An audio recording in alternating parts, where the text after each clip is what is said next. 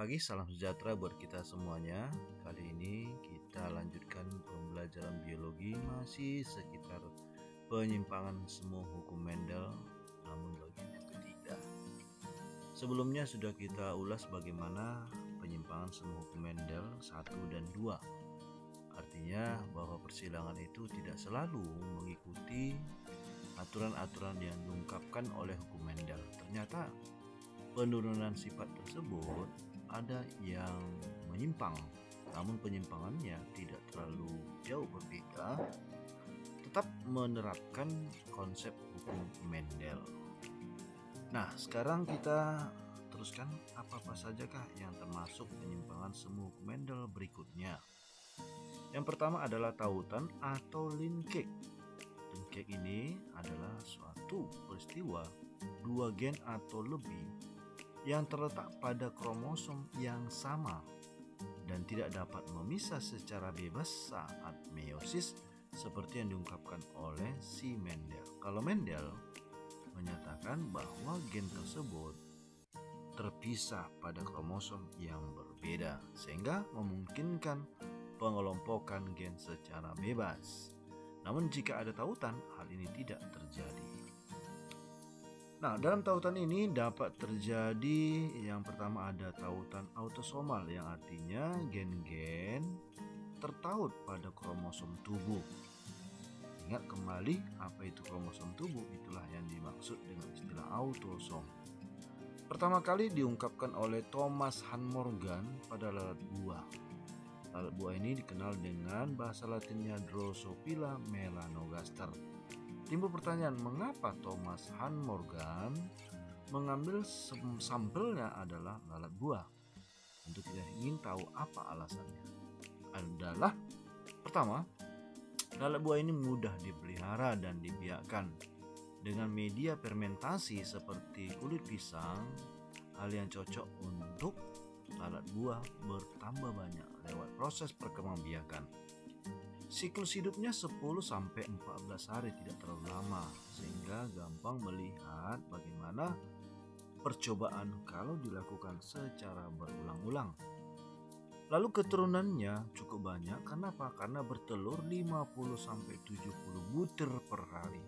Coba kita bayangkan dalam satu hari bisa mencapai 70 butir. Dan ini berlangsung selama 10 hari, karena usianya hanya 14 hari. Berarti masa aktifnya dia bertelur adalah 10 hari. 4 hari awal berarti masa pertumbuhan dimulai dari metamorfosisnya. Lalat buah memiliki 4 pasang kromosom atau 8 buah dengan ukuran yang besar dibandingkan dengan organisme lainnya. Dan kita perhatikan gambar lalat buah ini.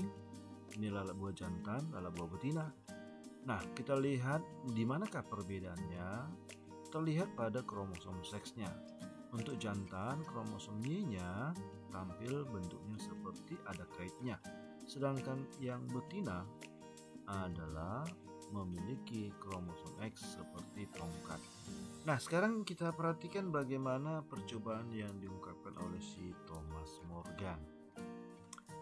Yaitu adalah induk yang abu-abu dengan sayap normal dengan genotip B besar B kecil V besar V kecil, lalu disilangkan dengan induk yang resesif. Hal ini menunjukkan persilangan test cross. Pada induk B besar B kecil V besar V kecil ini merupakan adalah F1 dari induknya yang galur murni. Nah, sekarang kita perhatikan bagaimanakah jika terjadi tautan di test cross, hasil keturunannya ternyata berbeda dengan hukum Mendel. Kita lihat. Keturunan yang diharapkan dengan melihat konsep pemisahan secara bebas sesuai dengan hukum Mendel, ternyata yang diharapkan adalah perbandingannya sama. 575 hitam vestigial, tipe normal juga jumlahnya 5/75, abu-abu vestigial juga hal yang sama 575, serta hitam normal juga sama 575, atau kata lain 1:1:1:1. Sedangkan jika terjadi tautan, inilah yang didapatkan oleh si Thomas Han Morgan. Hasil pengamatannya ternyata untuk fenotip induk ternyata lebih banyak. 965 adalah hitam vestigial dan satu lagi induknya adalah tipe normal 944 ekor. Namun fenotip rekombinan diperoleh 206 ekor dan 185 ekor untuk tipe hitam normal dan abu-abu vestigial. Nah, disinilah menunjukkan ada perbedaan antara konsep hukum Mendel dengan tautan.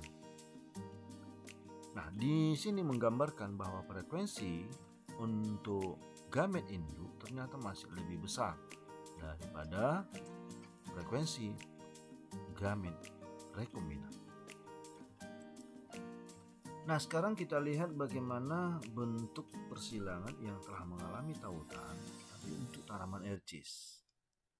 Kita perhatikan induk adalah induk ercis yang galur murni, yaitu ungu dan lonjong. Lalu disilangkan dengan merah bulat dan juga hal ini menunjukkan galur murni. Ungu bersifat dominan terhadap merah. Lonjong dominan terhadap bulat. Nah, pada F1-nya semuanya adalah berwarna ungu bentuk lonjong dengan genotip heterozigot. Lalu gametnya dapat diperoleh adalah P besar L besar, P besar L kecil, P kecil L besar, P kecil L kecil. Nah, kita perhatikan kalau konsep hukum Mendel di mana hasil kombinasinya adalah seperti yang sudah kita pelajari, akan diperoleh 9:3:3:1. Namun setelah terjadi pautan, gametnya tidak lagi sebanyak hukum kebebasan. Artinya telah terjadi pengurangan gamet, di mana gametnya adalah P besar L besar dengan P kecil L kecil. Lalu P besar L besar, P kecil L kecil. Nah, setelah disilangkan atau dikombinasikan, ternyata hasilnya adalah ercis berwarna ungu bentuk lonjong sebanyak 3 dan ercis warna merah berbentuk bulat hanya 1. Berarti perbandingannya adalah 3:1. Itulah menunjukkan adanya penyimpangan terhadap hukum Mendel. Nah, sekarang kita lanjutkan bagaimana menentukan gamet yang telah mengalami tautan. Nah, kita perhatikan suatu contoh. Contohnya adalah jika yang terpaut pasangan alel A dengan D, maka yang resesifnya juga hal yang sama, A kecil dengan D. Dengan demikian, alel A dan D selalu bersama, begitu pula A kecil dengan D kecil. Adalah satu contoh individu yang genotipnya sebagai berikut: A besar A kecil, B besar B besar, C kecil, D besar D kecil. Maka bagaimanakah gametnya? Nah, kita perhatikan di sini yang terpaut adalah A besar dan B besar. Maka bayangkanlah A besar dan B besar berada pada satu kromosom. Maka kita pisahkan A besar B besar dengan A kecil D kecil. Lalu digandengkan dengan hal yang kedua, di mana hal yang kedua dan kemudian pada hal ini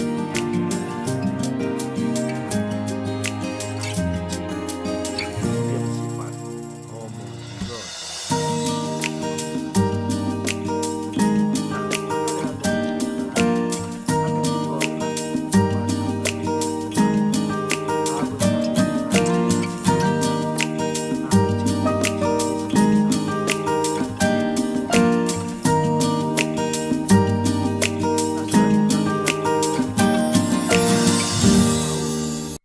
Maka AC selalu bersama, begitu pula yang resesifnya A kecil C kecil selalu bersama.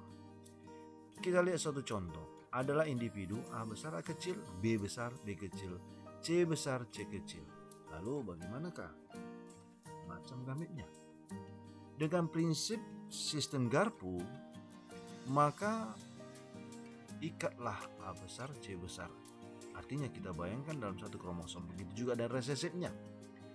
Jika A besar C besar berjumpa dengan heterozigot seperti ini, B besar B kecil, maka kita buat garpunya yang terdiri dari B besar dengan B kecil.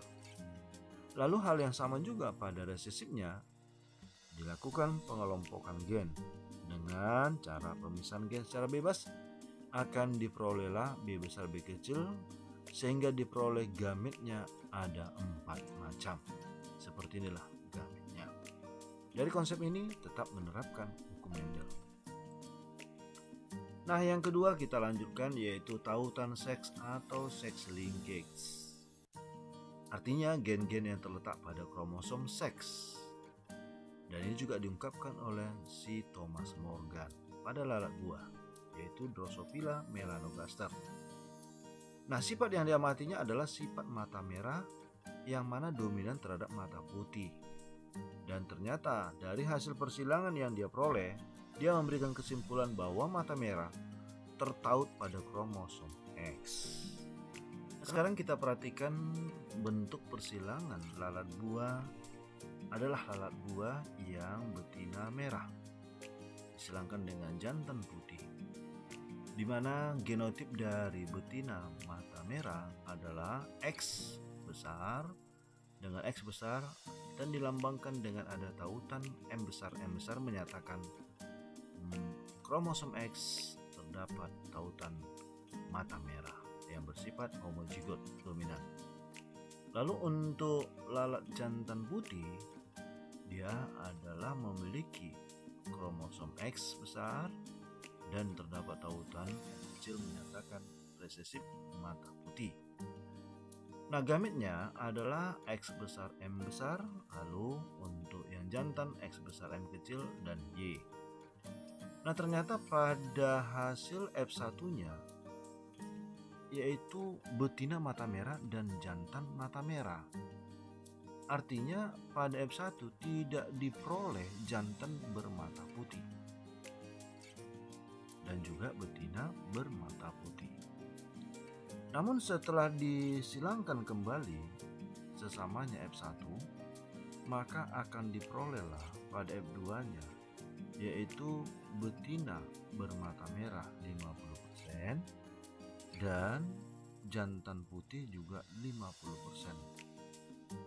Nah, ini menunjukkan penyimpangan terhadap hukum Mendel.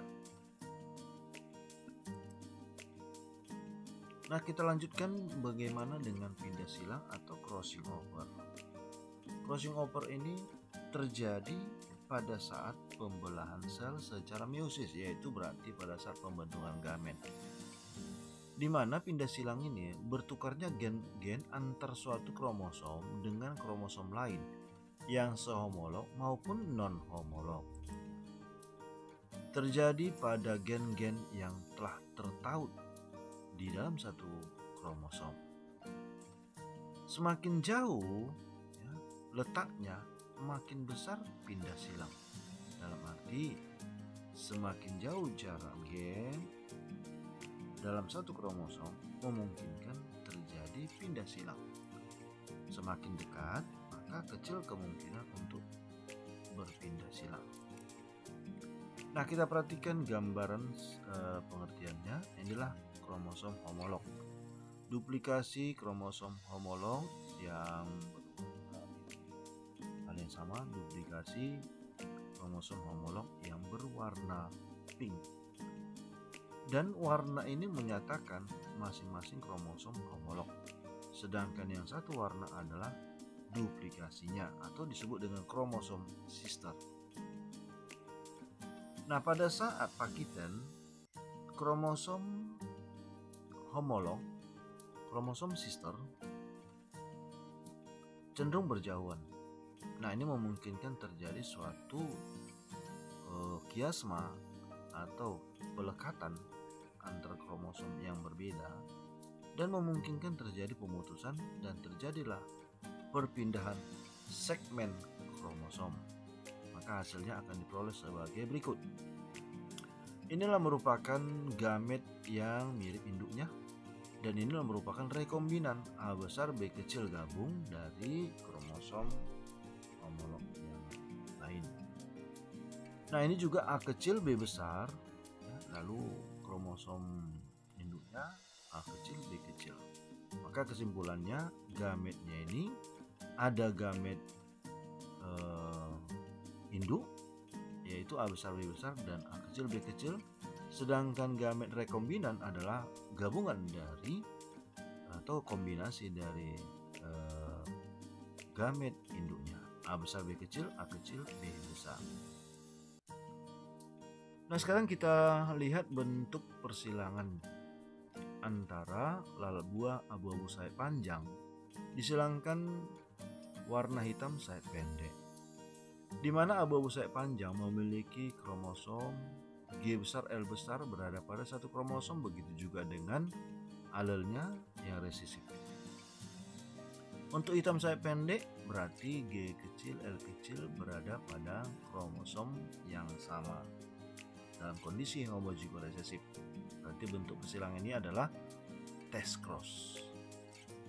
Pada saat meiosis untuk menghasilkan gamet dengan terjadinya pindah silang, kita perhatikan G besar L besar, lalu terlihat G besar L besar yang mengalami proses penyilangan.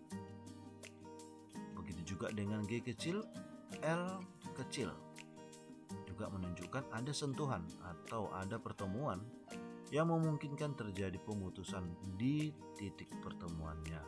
Dan satu lagi G kecil L kecil. Maka gametnya adalah G besar L besar, G besar L kecil, lalu G kecil L besar, dan G kecil L kecil. Lalu silangkan dengan gamet induknya yang homozigo resesif G kecil L kecil. Maka diperoleh keturunannya seperti ini. Terjadi kombinasi atau penggabungan dari 4 macam gamet dengan 1 macam gamet. Jadi akan diperolehlah bahwa fenotip tetua berbadan abu-abu sayap panjang 965 ekor, berbadan hitam sayap pendek 944. Dan perhatikan, fenotip tetua ini ternyata lebih besar frekuensinya dibandingkan fenotip rekombinan yang berbadan hitam sayap panjang 206 ekor, lalu berbadan abu-abu sayap pendek 185 ekor. Maka kita bisa bayangkan frekuensi gamet menunjukkan perbedaan, ada penyimpangan terhadap hukum Mendel. Kalau hukum Mendel perbandingannya ini adalah sama, 1:1:1:1. Namun untuk terjadinya tautan, jika kita lihat rasionya adalah, kita bayangkan bahwa rekombinan adalah berkisar antara 200. Maka kita bisa bayangkan bahwa 9 dibagi 2 itu adalah 4,5. Kemudian 4,5 untuk kombinasi parental. Lalu untuk rekombinasi adalah 1. Maka perbandingannya adalah Kp, perbandingan dari gamet untuk hasil persilangan ini bisa kita peroleh sebagai berikut. Nah, Kp dibanding dengan Kp dibanding dengan Kb dibanding dengan Kb akan diperoleh Kp adalah 4,5 atau 4,5 dibanding dengan 4,5 dibanding dengan 1:1. Nah, menunjukkan suatu penyimpangan terhadap hukum Mendel.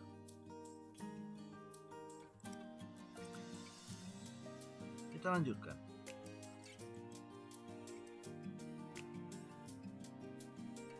Frekuensi rekombinasi dengan rumus jumlah keturunan rekombinan dibagi seluruh keturunan dikalikan 100%.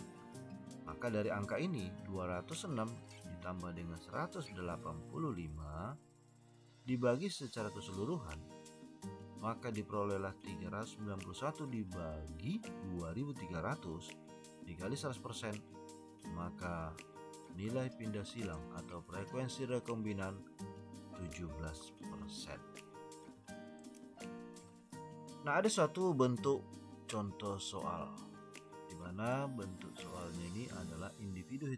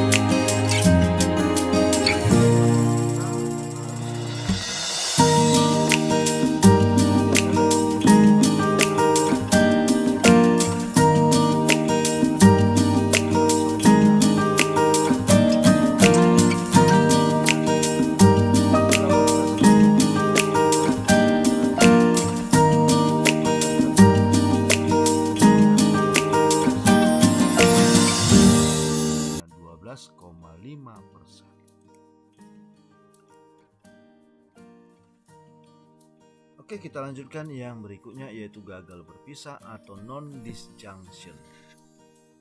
Gagal berpisah ini terjadi pada saat pembentukan gamet, di mana pengertiannya adalah gagalnya satu atau lebih kromosom untuk berpisah ke arah kutub berlawanan saat anafase 1 atau anafase kedua. Karena pada fase anafase 1 maupun anafase 2 merupakan proses bergeraknya kromosom ke masing-masing kutub, sehingga suatu kutub akan mengalami kelebihan atau bisa kekurangan kromosom. Inilah diungkapkan oleh Calvin Blackman Bridge. Dialah yang pertama sekali memperhatikan gagal berpisah. Nah, kita lihat gambarannya.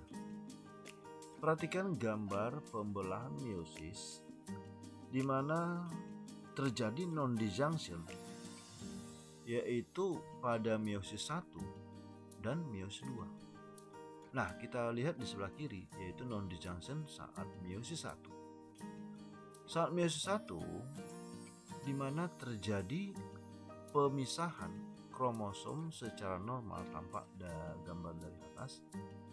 Namun kita lihat di sini tetradnya tidak mengalami pemisahan, sehingga akan menunjukkan kelebihan pada satu kutub. Dan terlihat hasil dari pemisahan meiosis 2, maka gametnya akan diperoleh N+1, artinya kelebihan satu kromosom. Dan ini juga sama. Namun pada sel yang berikutnya ternyata mengalami pengurangan, sehingga rumusnya menjadi N=1, artinya gametnya kehilangan satu kromosom. Beda lagi pada saat meiosis 2 mengalami non-disjunction. Terlihat yang mengalami gagal berpisah adalah kromosom sister, artinya beda dengan gagal berpisah pada saat meiosis 1. Kalau meiosis 1 yang gagal berpisah itu adalah kromosom homolog. Nah, untuk non-disjunction meiosis 2 berarti yang gagal berpisah adalah kromosom sister. Maka diperoleh gametnya adalah N+1, yaitu kelebihan, dan satu lagi justru mengalami pengurangan. Kemudian pada sel yang satu lagi, yang mana gametnya ini menunjukkan hal yang demikianlah merupakan suatu gambaran perbedaan non-disjunction pada meiosis 1, yaitu kromosom homolog, Lalu non-disjunction meiosis 2 pada kromosom sister. Nah, kita lihat suatu gambaran berikutnya, yaitu gagal berpisah merupakan kegagalan kromosom homolog untuk memisahkan diri saat pembelahan meiosis. Akibatnya terdapat gamet yang lebih atau kurang jumlah kromosom.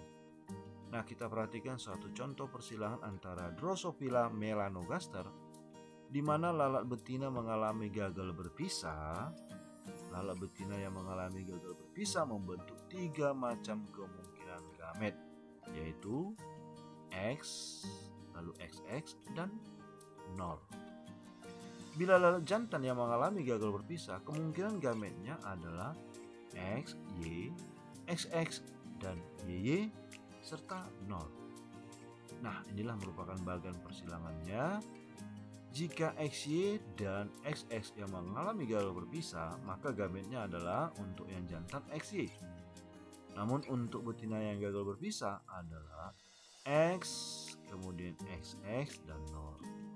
Maka akan diperolehlah anak-anaknya.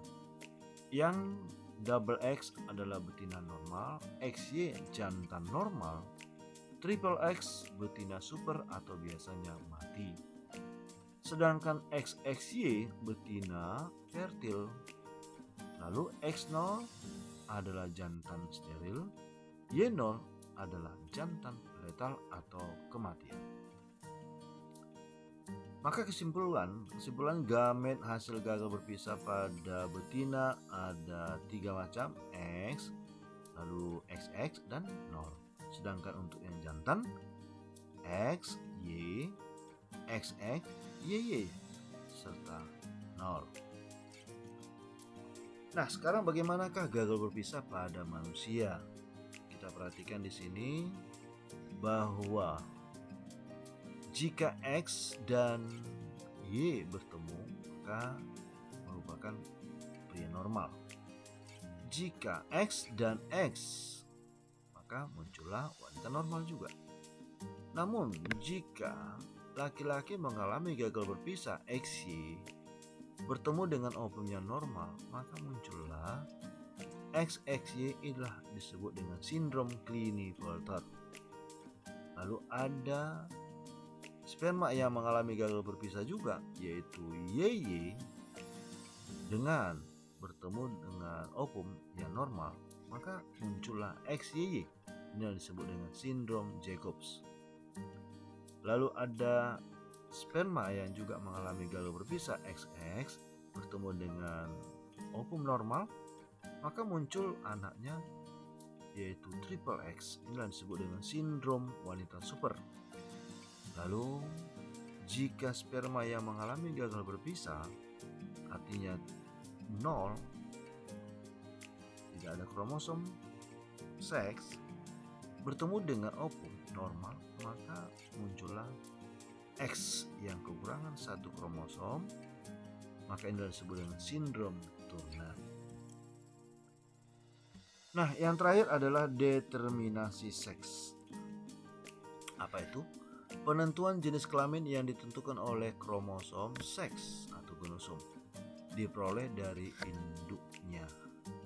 Inilah diungkapkan oleh McClung. Dibedakan antara lain, 1 individu homogametik, artinya memiliki 1 macam gonosom. Contoh, wanita memiliki kromosom XX, ayam jantan kromosom ZZ, serangga kromosom XX. Lalu individu yang heterogametik yaitu memiliki 2 macam gonosom, seperti pria kromosom seksnya yaitu X dan Y, ayam betina kromosom Z dan kromosom W. Namun serangga jantan adalah X0, jadi dia tidak memiliki kromosom Y. Nah, sekarang bentuk yang lain. Penentuan jenis kelamin pada manusia ini dengan model tipe XY, sehingga perempuan adalah XX atau dikenal dengan homogametik, sedangkan laki-laki adalah XY yaitu heterogametik. Pada mamalia dengan tipe XE juga betina adalah hal yang sama, XX, yang jantan YXY.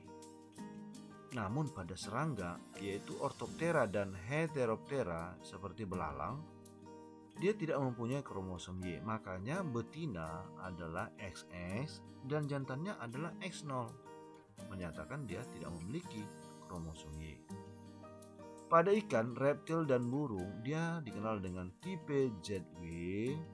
Betinanya ZW adalah heterogametik, sedangkan jantannya adalah ZZ kategori homogametik. Namun pada unggas atau ayam, dia memiliki tipe ZO atau Z0.